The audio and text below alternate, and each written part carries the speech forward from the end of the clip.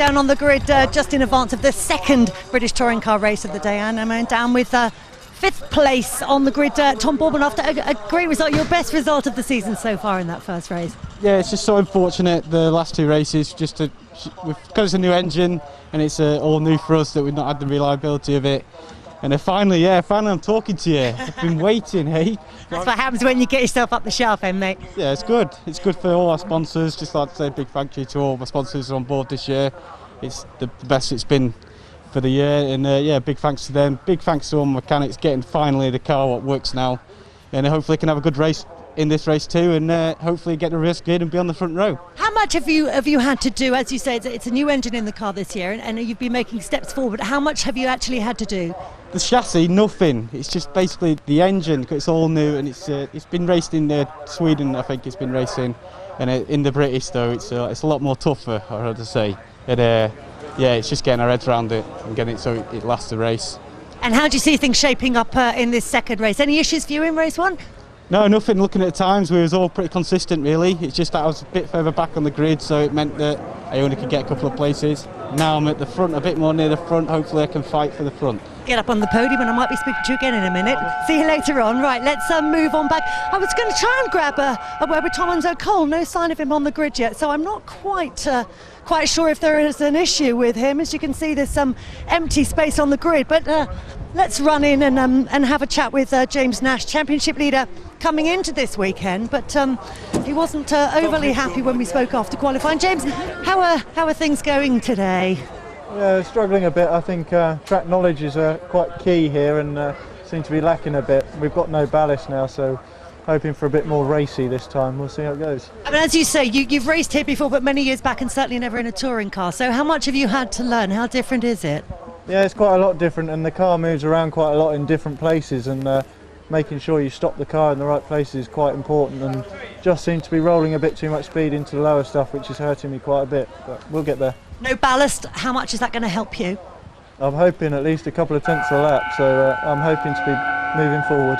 Okay, we'll keep an eye out for you. Best of luck. Still a gap on the grid where Tom O'Cole should be, so I'll go and find out what's the issue there. But for the moment, let's go over to our commentators, Tim Harvey and Ben Edwards. Thank you very much, Louise. Well, it's disappointing to see that Tom O'Cole is not on the grid. We are going to see if we can track down what's going on there, but clearly the Golf has not made it out. I did see somebody walking down towards the team earlier with an exhaust manifold in hand, or some sort of manifold anyway. So whether they suddenly found a late problem, because I spoke to team boss Sean Hollenby earlier, and he was just still bubbling about the result they'd had in the first race. Yeah, well, if that is true, maybe they've had to take off a road car or something. I don't know, because they were looking for a window yesterday and an exhaust manifold today. But we'll see what the problem is. But it'd be a big shame if we don't see him out there, because they're having their best, most competitive run so far.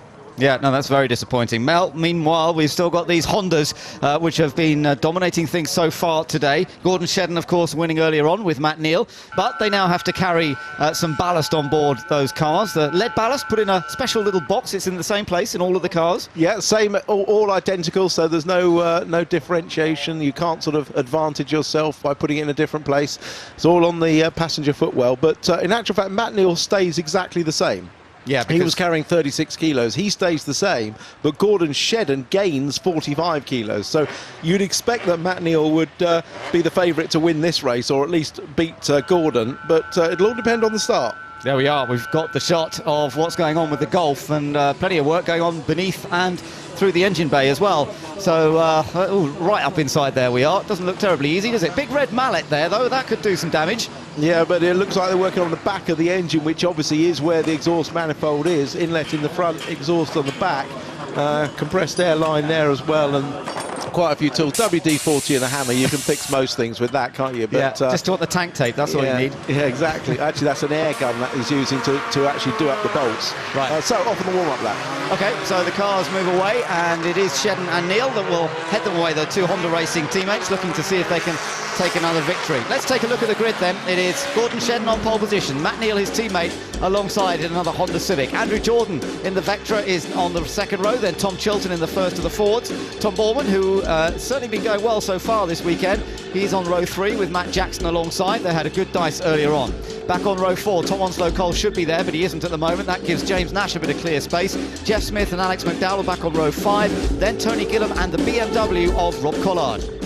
On row 7, Paul O'Neill in his Chevrolet, then Liam Griffin in another Ford Focus. Nick Foster and Andy Neate are together on row 8. Andy had a spin on the opening lap of the first race. John George and Chris James are together on row 9. And then look who's at the back. It is Jason Plato. He suffered a puncture in the first race through trying to get the most out of the car and setting the car up a bit more aggressively perhaps than some of the other teams. Did quite a lot of damage to the front of the car when he went off at the chicane, but as ever, RML, the team, have managed to repair it all, and he's going to be starting from the back. Let's see if we can grab a quick word with Tom Chilton. He's starting from 4th position. Tom, it's Ben in the commentary box here. You're starting on the 2nd row of the grid. Tell us how that Focus is going today. Yeah, it's going really well. Obviously upset I couldn't get on the podium, and I'm hoping Andrew Jordan with a bit of ballast on is going to slow him up, and yeah, I'm happy with the progress we're making. It's obviously doing a lot better than the old Focus so far, and we're making good changes. And how about the tyres in that first race? Did they hold up well? Yeah, I was being careful as well, because I've had too much experience with Thruxton and having blowouts, so I was very careful, and I think it paid off. I've got the points, and points make prizes, Ben. Okay, have a good one, Tom. Let's get a quick word with Sean Hollenby, who is in the pit lane. Sean, what's the issue with Tom's car? Well, we found that we had a crack in the manifold after the first race, which is a big shame. We didn't show it in the performance. Obviously, Tom was doing a fantastic job out there, and we were really, really pleased with P7. So we were looking for a strong race too, but not enough time, I think. Guys are working flat out in the garage at the moment. The AMD Milltech team, we're working flat out to get him out there, because the guy's doing a brilliant job all weekend, and we want to get him out there for this race. But 50-50 at the moment, I think, Lou. We'll keep our fingers crossed. Bad luck. Thank you. Well, that's really disappointing for them, but let's see whether they do get him out to start perhaps from the pit lane. Thankfully, this lap, they're all taking it quite steady, so it's going to be a few moments before they're ready to make the start. Jason Plato coming from the back, Tim. How far do you see him getting? Well, the key is to get in the top 10. If he gets in the top 10, he's got a chance of a front row for the final race. Obviously, we don't know how many will be reversed for that final race. Every time it's a random choice between 6 and 10, but his goal is to get in that top 10 first and foremost, and perhaps give himself a chance. And I think he can do it. OK, well, we'll find out pretty soon enough. The cars are lining up on the grid now. It is Gordon Shedden starting from pole position with Matt Neal alongside, then Andrew Jordan and Tom Chilton, who we heard from on that warm-up lap. Behind them, Tom Boardman and Matt Jackson. All set then for the second 16-lap race of the day around the fastest racing circuit in the United Kingdom here at Thruxton. Watch for the lights going out, and then we'll be racing once again. Lights out, away we go, and it's a pretty even start from both of the Hondas on the front row, but Andrew Jordan's got a bit of a surge since he changes up through the gears, and he is attacking Matt Neal, and that Vauxhall could have split the Hondas again, but Matt Neal's on the outside, and as they come up towards the complex, it's going to be very much side by side between the two of them, battling for second. Gordon Shedden once again making the break. Matt Neal is second. It's a bit of smoke there, Tim, but I think so far so good. Oh no, contact! Nash hitting the back of Matt Jackson. Yeah, but they've got away with it. It was Jeff Smith on. Bournemouth, so close to getting caught in the exit of the complex. But yeah, Jeff Smith had a little bit of a lock-up. Matt Neal's managed to get second. Boardman's getting under pressure from Collard here. They're side by side through that fast left-hander, and now it'll be advantage, I think, towards Collard on the inside. Yeah. Oh, Tom Boardman has got Boardman. Oh, he's sideways. Oh, beautifully held. Absolutely beautifully held. That was incredible. I saw him do that at church yesterday in free practice as well. That was even better. That was for so long that he was sideways. The two Hondas are up front, and look at Matt Neal really putting his teammate under pressure here. Well, Matt Neal will fancy his chances here for sure, because he knows that Gordon's running the extra 45 kilos up compared to race one. Let's stay off the curbs, boys. Good so far at the front. Well, very well behaved. Everybody staying off the curbs. Dunlop will be well impressed by these guys on the first lap. Just one or two hopping over slightly, but Gordon Shedden leads from Matt Neal and Andrew Jordan. Tom Chilton is in fourth place. Little race still with Tom Boardman going on there. That's Paul O'Neill with him. I think O'Neill just ahead as they cross the line. So O'Neill in ninth in his Chevrolet. It's Shedden from Matt Neal, Andrew Jordan in third, Tom Chilton in fourth. Then it's Matt Jackson in the airways forward. He's got James Nash behind him, who now is 45 kilos lighter in that car because, of course, he was carrying maximum ballast in the first race. Plato was 13th, and there is Plato. He's now behind Smith, and he's gained another one, so he's up to 12th place. Pretty good start. You said he needed top 10. He's not far off it already. Well, that's a pretty blinding first lap, isn't it, by Jason Plato. He's going to be in the top 10 for sure, but at the front, it looks like Neil and Shedden are really properly racing at the moment.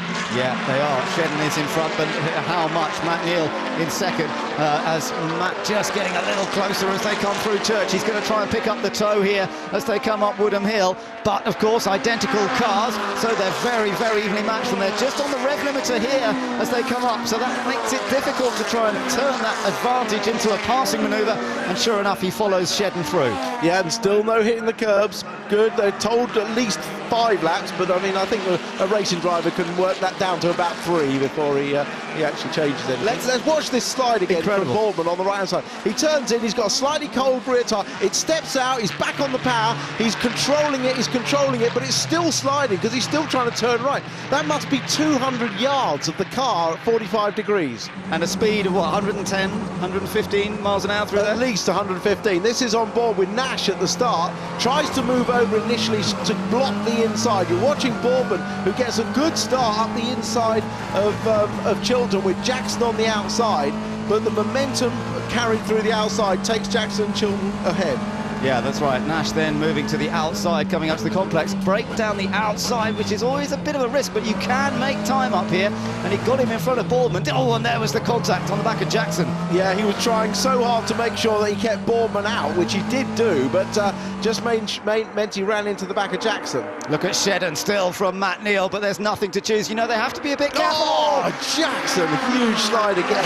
Matt Jackson completely broadside through Church Corner, and he just about kept it off, going right off the track. McDowell is running in 8th place, so he's part of this little group. He's the first of the Chevys, on the back of Nash and Collard. Then you've got O'Neill there, then Tom Boardman, and then it's Plato who's got ahead of Jeff Smith. You've got watching Liam Griffin there, he's got Andy Neat behind him, and we're looking back, looking again from James Nash at the back of Matt Jackson. That was the moment we saw from the other view. Yeah, oh, wonderful. Who said these guys don't earn their money? I mean, we said it was going to be exciting watching here, and we're certainly seeing that. Some fantastic car control here.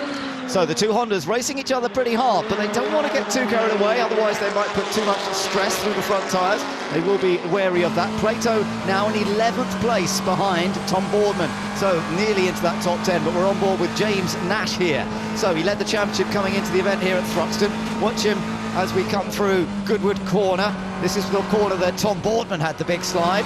Jackson's car still looking a bit floaty, isn't it? Yeah, well, we talked about the need for the car to be loose at the rear, and because they're trying so hard to look after the front of the cars, they've probably got the cars looser here, even though it's a fast circuit. Jackson again having a bit of a slide there. They got the cars looser than they would on a normal circuit, and they're actually at the fastest track we go to, so it's calling on all their reserves of car control. Shedden and Neal putting on a bit of a demonstration here at the moment, but you do get that feeling that Matt Neal would love to be in front of his teammate, but the Scot is there in car number 52, trying to make it 2 out of 2. Andrew Jordan looking for another podium finish and chasing James Nash in the independence points table. Nash himself is still trying to gain a bit of ground. There's Tom Boardman on the back of Paul O'Neill, and behind them both, the Jason Plato is getting a little bit closer now. So Plato beginning to make an effort. Jeff Smith and Tony Gillam there, the two Vauxhalls, the white car of Smith versus the 888 car of Tony Gillam, very evenly matched. That could turn into quite an interesting little race as well.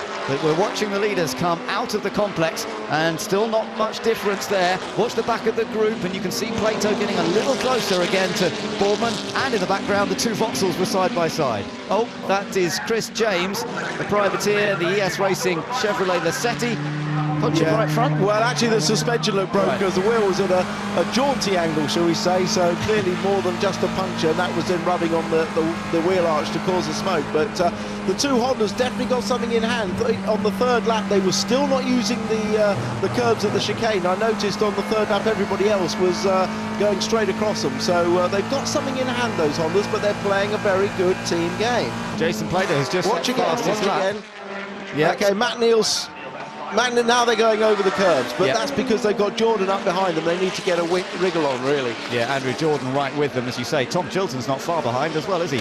Matt Jackson, the whole lead group is actually not separated by very much at all. We've got 2 seconds at the moment covering the top 6 cars. Then in 7th place is Collard, 8th McDowell, and then in 9th place is Paul O'Neill. So top 4 cars very much together here. Tom Chilton in the Aon Ford on the back of this lead group, and you've got a great view there from the right-hand side of Tom Chilton's car.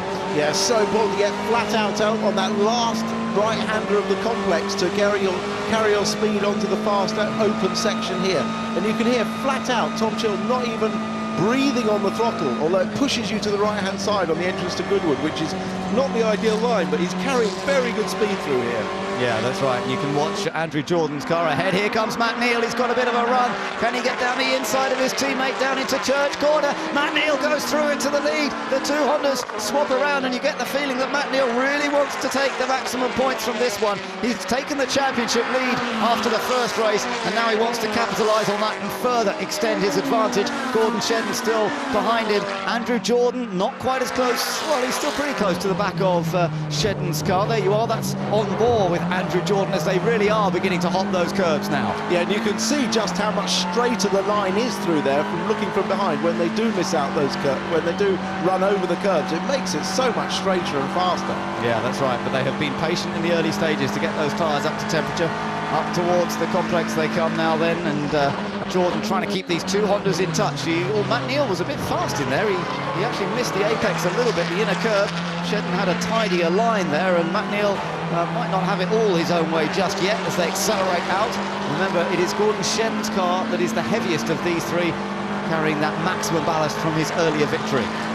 Yeah, and again through there, Andrew Jordan on board, flat out. The car handling very well, as you'd expect from the slightly longer wheelbase car. It should handle better through these fast corners, and he is gaining. He's gaining through the fast corners on the 2 Hondas, definitely. Yeah, he's got a good run going here, and he's actually maybe sizing up Gordon Shedden for a potential overtaking manoeuvre. That would put him into 2nd if he could actually do it. Up towards the chicane, he's still got Tom Chilton behind. So we've got the leaders all very much together, although Matt Neal just beginning to make an escape. Watching the foot cam up towards the chicane here, Tim. Yeah, braking with his left foot. A lot of modulation on the brake pedal we see there. Now he's come off it and he's back on the throttle. A little tap as he goes through the first part, then hard on the throttle coming out, pulling the shift lever without using the clutch at all. Just breathing on the brake on the way into the first corner, Allard, and then back on the throttle again. Changing up through the gears and not using the clutch at all. Now about to brake for the complex. Braking now, lightly initially, then off the throttle, down through the gears, hopping over the curb, burst of throttle, maybe a little tap on the brakes. There, just for the left-hander. Then back on the throttle. Now is the key exit of the complex. And now you can... Yeah, and now he's nowhere near the brake there. No, definitely not. Definitely not. That was great view, though, and I know Andy himself was keen for that camera to be put down there, and it's giving us a really different opportunity, isn't it, to watch his technique. He seems to lose out a little bit through that complex, but then gain massively through this right-hander, where Gordon Shedden seems to be struggling. But we saw Matt Neal get out the inside of him down here into Church a couple of laps before, and it seems to be where Gordon is struggling a little bit. So back with the 4th place car behind Andrew Jordan. See the brake lights just coming on briefly there as he goes through the corner out towards that outer curb. We are on lap 8 out of 16, so half distance in this 2nd race of the day, and at the moment it's looking good for Honda. They're running 1-2 with Jordan in 3rd in the Pertec Vauxhall. Then this car that you're riding on, the Aon Ford of Tom Chilton, trying to get a podium here, but if he's going to do that, he's going to have to find a way past the Vauxhall. And then behind Chilton, it's still Jackson in the airwaves close, coming under a bit of threat there from James Nash in the black Vauxhall. Get back to Rob Collard in the white BMW. He's got McDowell, and Plato has got past O'Neill. Plato up to 9th now.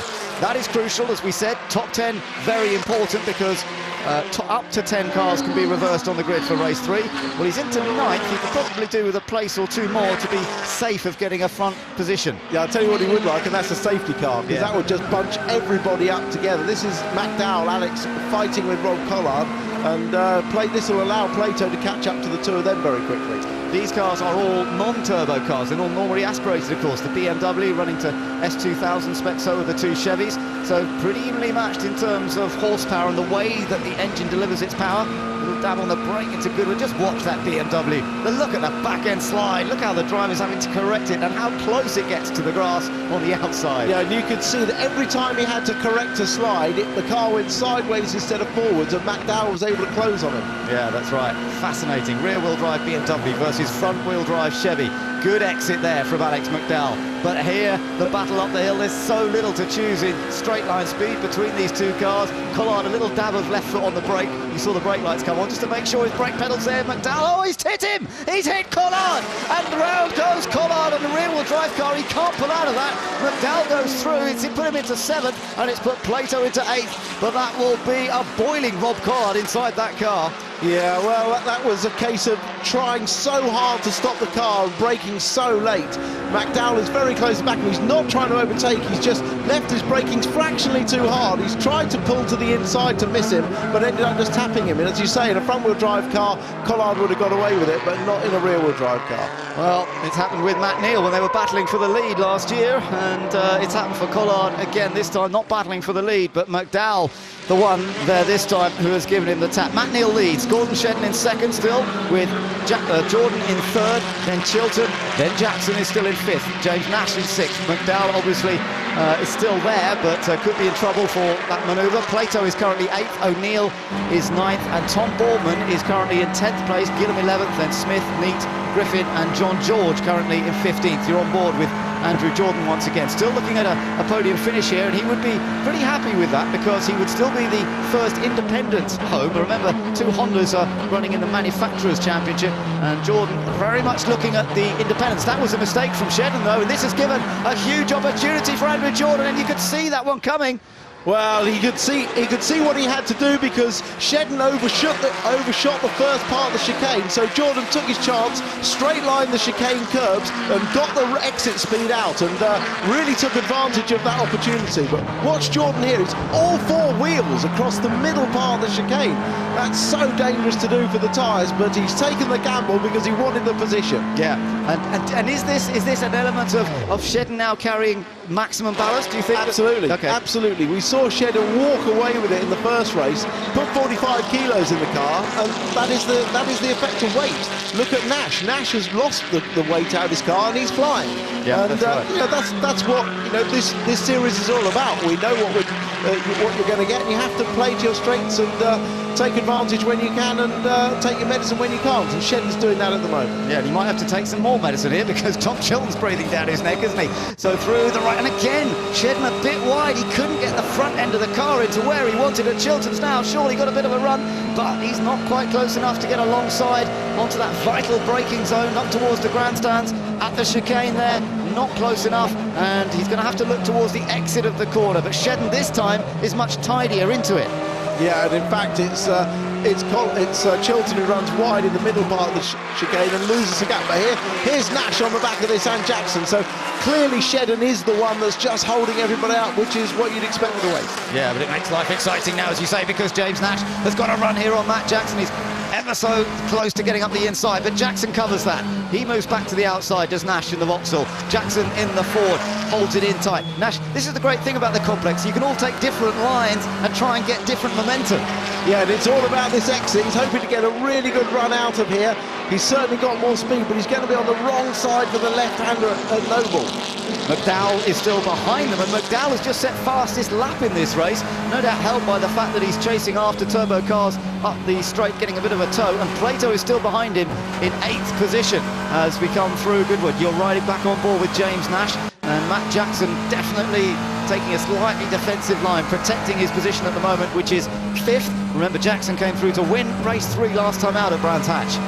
Yeah, the car's not quite so oversteering now. The front tyres have gone off a little bit on the front-wheel drive car, so it's not quite as pointy at the front to the touch of the steering wheel, so it doesn't tend to oversteer quite as much. That's right. So let's see, up towards the end of this lap. This will be coming around to complete 12 laps. We go on to lap 13 out of 16. And he's sort of wiping his front bumper almost over the back bumper of Matt Jackson, one side, then the other. James Nash really wants to get this place, but he's very aware of the points that he's got already in the championship, and it's been his consistency that's helped him do that. What he doesn't need to do is to get into trouble and fail to finish the race, and Jackson, a very wily campaigner, is putting his car cleverly in position that makes it hard for Nash to get alongside. Yeah, but Jackson's clearly struggling through the slower corners with change of direction. He was struggling through the chicane. He's not very quick through the complex here either, so that's obviously the car's weakness at the moment. I know that these guys with Nash certainly have gone a little bit more aggressive with the setup. They were very comfortable with their tyres in that first race, despite carrying the ballast, so without weight on board, they've been able to go just a little bit more aggressive on setup, and they're hoping that that will move them up. Well, they have moved up a bit. They're into 6th place, but he could do with a few more places before going into that reverse grid in race 3. Oh, look at Jackson again, very sideways. What was I saying about the oversteer not being a factor? Although, in fact, Nash ran wide there as well, so maybe something down on the track. But, you know, you try so hard through Church because it's such a long way up to the next corner, the braking area, that you want to carry maximum speed through there. So the drivers really do try hard there. Back over the chicane they come then, and up front, let me just tell you that Matt Neal has just crossed the line. His advantage over his teammate is now 2.4 seconds, so Matt Neal is flying 1 minute 20.7 on the last lap. Jordan rather in 2nd place, Shedden of course in 3rd position, still protecting that 3rd from Tom Chilton in the Ford, and then Matt Jackson in another Ford, the Airwaves car, there it is in the queue with James Nash behind him. Then it's McDowell and Plato, although there is a 1.5 second gap between the two Chevrolets. There's McDowell, there you can see Jason Plato having come from the back, he's now up to 8th. There in 9th is O'Neill, then Boardman in 10th. He's got Tony Gillam breathing down his neck in his distinctively coloured car. Then Jeff Smith is behind. Andy Neitz is running 13th. Liam Griffin 14th. Rob Collard is back in 15th place. John George, Nick Foster completing the top 17 as we go back on board with 4th place Tom Chilton. Running out of laps now. Are people going to start risking it a bit more now, banging it over the curbs, or are we going to save all that up for race 3 later in the day?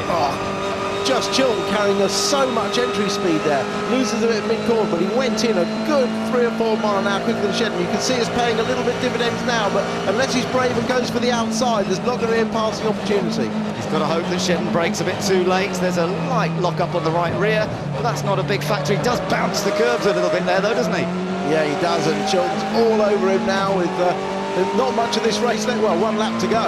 Yeah, across the line. Will it be 2 laps? In fact, we're on to lap 15 and they'll be coming across onto the final lap next time.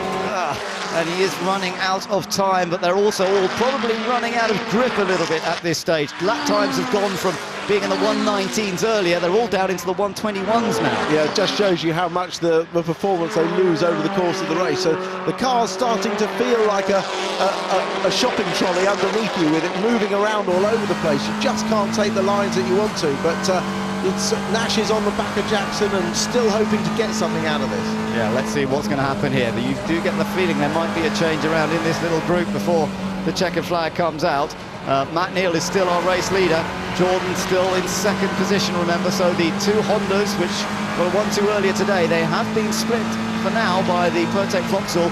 Chilton still in 4th place. You're with Nash, who is in 6th position, and McDowell still in 7th, Plato in 8th. How are they looking through Church? That was better. That was tidy, but yeah, surprisingly, Plato hasn't made any inroads into McDowell. Still a 2.5 seconds between them, so he's not making any progress, but the man trying to make progress is Chilton on Shedden. Yeah, this is it. Once again, you're on board, and again, Shedden really hops that inner curve. Look how Chilton's got a chance to get a bit more momentum. Can he get his nose up the inside into Allard corner? I don't think he's quite going to be there. He's still having a look, but Shedden can shut the door on him, and there's still no change. Now we're on to the final lap. What can Chilton do? Look at him running from one. Oh, and off's got Liam Griffin. That's at the chicane. He's taken one of those bales with him. So hopefully not too much damage done, but let's just see if we can spot what happened. He's just run out of grip at the rear, braking too late and just literally lost it on the oversteer from blocking the rear brakes up, getting out wide on the dirt. Back with the battles, Tom Boardman still with Tony Gillam breathing down his neck. James Nash can't find his way past Matt Jackson either. some frustration. Will it bubble over on this last lap, or will they keep their cool and go into that final race of the day trying to score as many points as possible? But tell you what, man is looking very cool. That's Matt Neal. He's got a big lead here. Yeah, he has indeed, and he'll be stroking it through, but there's plenty of battles all the way down, and I mean, we've got Gillam trying very hard to get past Bourne, we've got Chilton trying to get past Shedden, and Nash trying to get past Jackson, so battles all the way up to this final chicane. Let's see what happens then. Matt Neal on his own, as long as the tyres hold out and he doesn't get too aggressive on the curbs. He has got this one wrapped up. Matt Neal, who now has also won at every track that we've visited so far this year. The championship leader further extends his championship lead. Second place goes to Andrew Jordan. Third to Gordon Shedden, and he beats Tom Chilton, with Jackson beating Nash across the line. No change there. And then the two Chevrolets of McDowell and Plato. Hard but clean racing throughout, and lots of little opportunities that didn't quite come off. Let's just see what happened on the last. This was Nash on Jackson, Tim. Let's see, it was pretty close, wasn't it? Yeah, it was, and Jackson moving across just a little bit unnecessarily there on Nash, and he had the inside anyway and kept the position. Yeah, just about, and thankfully they didn't end up on the grass. So Matt Neal takes the victory. It's his third win of the year. It's his 39th career win. I tell you what, he's looking very strong for this year's title. Yeah, that car's looking absolutely planted and secure and reliable as well now, and as you say, one at every circuit. Very slow in lap, you'll notice, by all the turbo cars now, because they're not allowed to use the big cooling fans when they come into the pit, so they're coming in very slowly. They're not even allowed to use cooling fans on the brakes, so you'll see them literally just come in very slowly as they can, to cool the engine down. Yeah, and of course turbo engines creating an awful lot of heat, so that's a vital part. So Andrew Jordan finishing in second place. Let's go and have a quick word with him. Andrew, well done. Many congratulations from us in the commentary box. That's another podium and more vital points for you. Mate, that's mega. Fifth podium on the trot, we're on a roll. The car's awesome to drive, awesome. I'm absolutely loving it. And I could see Gordon was obviously struggling with the weight a fair bit, because he gained obviously 45 and I only gained 9, and I think Matt stayed the same. So I saw the previous lap he'd outbraked himself into the chicane, and I saw the next lap, and you don't need to give me many invitations, because I was at the inside there, and then just managing the tyres. So really pleased, and I'm just loving it, mate. Well done, many congratulations. That's a big smile from Andrew Jordan, even though we can't see his mouth. You know he's got a big smile on his face. Yeah, but there's a young man thoroughly enjoying his racing, his car and his team. So the result, Matt Neal the winner by 2 seconds from Andrew Jordan, who splits the two Hondas this time. Shedden finishes third, Chilton fourth, Matt Jackson in fifth in another Ford, then James Nash in the Vectra. McDowell and Plato, the two teammates, were 7th and 8th, Bourman 9th, and Tony Gillam finished in 10th place. Outside the points, Paul O'Neill and Jeff Smith, Andy Neat and Rob Collard as well. John George finished in 15th place ahead of Nick Foster. Liam Griffin finished 17th despite the spin at the chicane, and Chris James failed to finish. Cars making their way back in. Let's take a look at the championship positions now. Matt Neal on 84, so he's further extended that lead, but Andrew Jordan has now come up into second place overall, and from his point of view, he's now tied with James Nash, and those two are battling in the Independence Championship as well, so it could be a hard-fought contest. Matt Jackson in fourth, Gordon Shedden in fifth place, so the very good solid points gathering from Gordon Shedden today, which has sort of put behind what is a bit of a disappointing start to the season with a couple of problems. Tom Chilton now in sixth place. Jason Plato, though, you know, he was leading after Brands Hatch. He was fifth in the points after Donington, and now he's dropped all the way down to 7th place, even though he did get some points in that one. Paul O'Neill in 8th, McDowell in 9th place, Rob Collard currently only on 17 points in his BMW. In the Teams Championship, Honda again further extending their advantage, but Pertec have popped up into second now. They've overtaken Triple Eight Racing with Collins, and that is a good gain for Andrew Jordan. Silverline Chevrolet, they got two cars in the points there, but as you can see, they're further down than you might have expected with the various problems they've had. Airwaves on 65 points. And let's just take a look at the manufacturers. Honda, of course, having a wonderful day here from their point of view. Chevrolet certainly had a great start to the season at Brands Hatch on the Indy circuit, Tim, but this Thruxton circuit seems to be suiting that Honda Civic. Yeah, well played, Toby. Hoping to see 8, 9 or 10 drawn out of the hat for the reverse grid, because that'll put him on the front row or third place, the worst possible position. But if it's anything less, if it's 7 or 6, he will start in his finishing position of 8th, which he won't like. No. But a great drive by Matt Neal and a comfortable victory. In fact, he's not won that many races here at Thruxton. He's had lots and lots of podiums, but only 2, I think. 1 or 2, I think. Yeah, that's all. Only 2 races. So amazingly, it's a funny record for somebody of so much experience. But today, he has taken the win. He's beaten his teammate Gordon Shedden and Matt Neal. Not only that, he's championship leader. Let's get down and hear from him. Yeah, Matt, as you could probably hear, the team thoroughly enjoying that victory, and Matt enjoying it too. He's just going to go, this is his 2 sons here, he's just having a quick word with. You can tell from the height of them, they're only about 12 and they're both about 6'2", a bit older than 12, but anyway. Well done, Matt, congratulations. Another great victory, and continuing your run of winning at every track we've been at so far this year. Sorry, I can't hear a word you said. I had my earplugs in. I just said great result.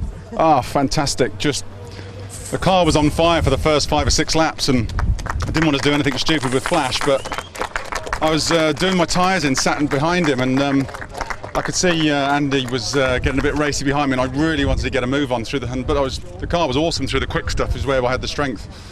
Once you did get past him, I mean, it looked as if it was, you know, you had everything relatively well under control. I'm glad you thought that from where you sat. It's just through the quick stuff out the back, the car was really, really hooked up, you know, and I thought I had a punch on the slowing down lap, all the noises, all the vibrations, whether it was a bit of pickup or whatever, but Honda Civic scores again, fantastic, 2 out of 2 for us. And increase your championship lead as well, which is also a good thing. It's early days on that stuff yet. It'll all change around soon enough, I'm sure. Okay, well done on that result. Let's just grab a word. Let's bring Andy Jordan in here. Congratulations, Andy. 3rd in the first race, 2nd in this one. You're heading in the right direction, aren't you? That's all right. That's our 5th consecutive podium, so we're on a roll, and the car's just a dream to drive. That's the hard bit, is getting that sorted, and I'm just strapped in and pointing where to go and press the throttle and brake. But no, she's lovely to drive. All the guys at Pertec have done a spot-on job, and I'm just loving it.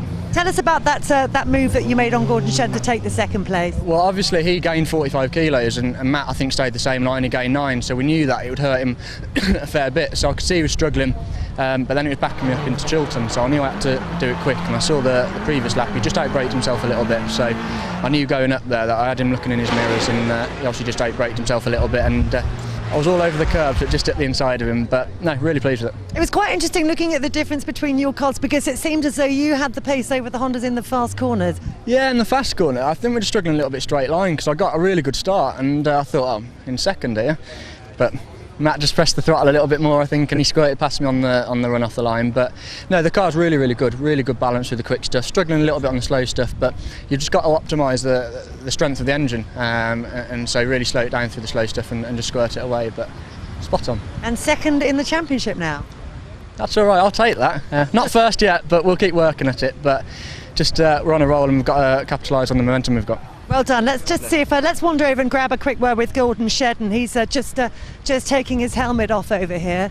I've got to be pretty pleased with that result, I would have thought, with 45 kilograms of ballast on board. But let's find out from the man himself. Happy with that? Yeah, I mean, bizarrely, the air jack came down on the first lap. So the left-hand air jack's been scraping off the ground for the whole race, so it's obviously completely knackered the handling of the car. But yeah, I mean, 3rd place with that is a minor miracle, so quite chuffed. Well done. I mean, I was going to ask you actually, because it did look, I mean, obviously through the chicane, it looked like you made a bit of a mistake, but clearly contributory factors to that. Yeah, I mean, there's just no suspension travel because it just hits the air jack, so yeah, made it quite difficult really, but managed to get to the end somehow, and yeah, delighted to take the points. So how much was that the largely contributory factor, or how much was the extra ballast on board making an impact? Yeah, I mean, the weight will make a bit of a difference, but it shouldn't make anywhere near that amount of difference. And I knew straight away that something had gone wrong. I didn't know whether the exhaust was hanging down or some, roll bar had broken, because you could hear the grinding, and it's actually the air jack has ground itself down on the ground. So yeah, I an interesting one. Can't say I've ever had that before. Is that going to cause an issue for the next race, or is it something that can be easily sorted? No, they'll put another one in it, so it'll be fine. Hopefully it just doesn't come down, this one. So well done. I mean, first and third for Honda. It's a good weekend for you guys so far, isn't it? So far, so good. We've just got to try and get even more in the third race. We've got to try and take the points when they're available, and yeah, we'll see how we go. Okay, well, let's find out where you're going to be starting from that third race, because it's time for our traditional reverse grid draw. So let's go over to Steve for that. Thanks very much indeed, Louise. I've been joined by one-time Stig, Ben Collins, and I'm afraid you will never shake off that tag. But what does your racing life consist of at the moment? Well, I'm back into Le Mans racing, so it's been nearly a decade since I was at Le Mans and the 24 hours and the series. But we won the championship last year, so we're trying to repeat that. But a few things against us, but we're doing well. And that's Le Mans with Honda power as well. With HPD RML, so who've got obviously the cars here with Jason and the boys. So a few of our team members are here as well, I think, and they're doing a great job. They're a fantastic team to drive for, and HPD, we've got the car. Well, certainly one of the cars to beat. Well, we must emphasise there's absolutely no Honda connection in your role in making this draw. It's been a good day so far. Yeah, I mean, they're doing great. I think, Gordon and Matt, they've got a lockout so far, so it'd be interesting to see how round 3 goes when people start worrying less about what's happening to their wing mirrors and door handles and see what they're capable of. OK, well, let's make the draw to reshuffle the grid, and let's remind everyone that in this bowl here we have the drivers who finished 6, 7, 8, 9, 10, and we'll just confirm that the all-important names are James Nash, who finished in 6th place, Alex McDowell, who was 7th, Jason Plato, who will be number 8, Tom Boardman, number 9, and Tony Gillam, number 10. So, Ben, if you could draw one of those numbers out, and he will get promoted to pole position, and the rest will all just shuffle in behind. Giving them a good shuffle. And we have... Number 9. Hold it to the camera. Number 9, big reshuffle. Tom Boardman moves to pole position, and the others fall in behind that. I'm not sure how pleased Jason Plato is going to be with what you've done there, but Tom Boardman gets promoted to pole position. And Ben, before we part company, what plans have you got maybe to join the fray here next season? Well, I remember this name from last time at Brands Hatch. I seem to remember Boardman being very hard to pass, so good luck to them in the next race. But yeah, I was very lucky to do the last race of the last season, and working very hard to get here full time next year and maybe do a one-off race at some point in the season and get stuck in. I miss it. Good, we would love to see you in the championship. I know you've been impressed today with the behaviour of the drivers, the way they've conserved tyres and so on. Do you anticipate the same sort of behaviour in race 3? Thruxton's a real knife-edge track. The cars are under such high-speed load for so long, so I think they've done very well to set the cars up for the tyres to last the duration. I think we'll really see people pulling out the stops in the last race, so I'm looking forward to seeing it. Ben, all the best to you, and let's see exactly what you've done to that grid for race 3. Well, we've mixed it up pretty well there, I would say, because Tom Boardman starting on pole position, that's going to be very interesting. And Jason Plato has a chance to redeem himself after all the problems that they've had over the last 2 events. Can Plato come through and hold on to victory? Well, he's got his teammate to help him. Alex McDowell will start just behind, and then James Nash not far off, so he can also get back his championship chasing form. Matt Jackson will be behind with Tom Chilton on that 3rd row of the grid. So it really does mix things around, and it promises a very exciting 3rd and final touring car race of the day.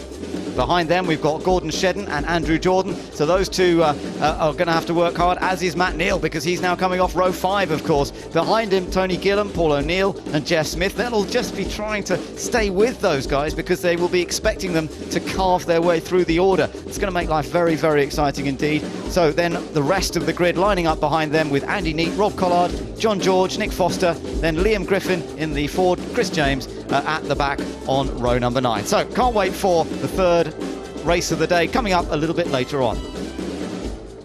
It's the grid for our final race of the day, which is coming up live at 5:15. Next race action for us though here is from the Ginetta Super Cup, and we'll have the race for you in just a couple of minutes.